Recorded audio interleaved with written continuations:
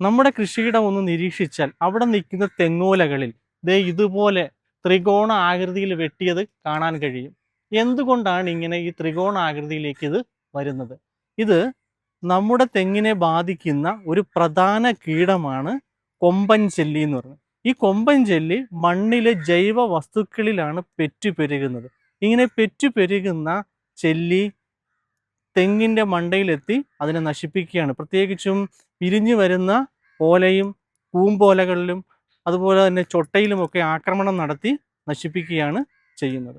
ഇതിനെ പ്രതിരോധിക്കാനുള്ള മാർഗം പ്രധാനമായും മരോട്ടി പിണ്ണാക്കോ വേപ്പിൻ പിണ്ണാക്കോ 250 ഗ്രാം എടുക്കുക.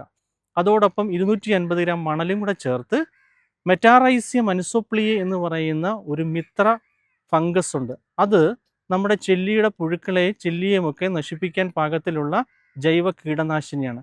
അതൊരു 50 ഗ്രാം കൂടി എടുക്കുക. അങ്ങനെ ഇവയെല്ലാം കൂടെ ചേർന്ന മിശ്രിതം തെങ്ങിൻ്റെ നാമ്പൊഴികെയുള്ള 3-4 കവിളുകളിൽ ഓലക്കവിളുകൾ ഇട്ടുകൊടുക്കുക.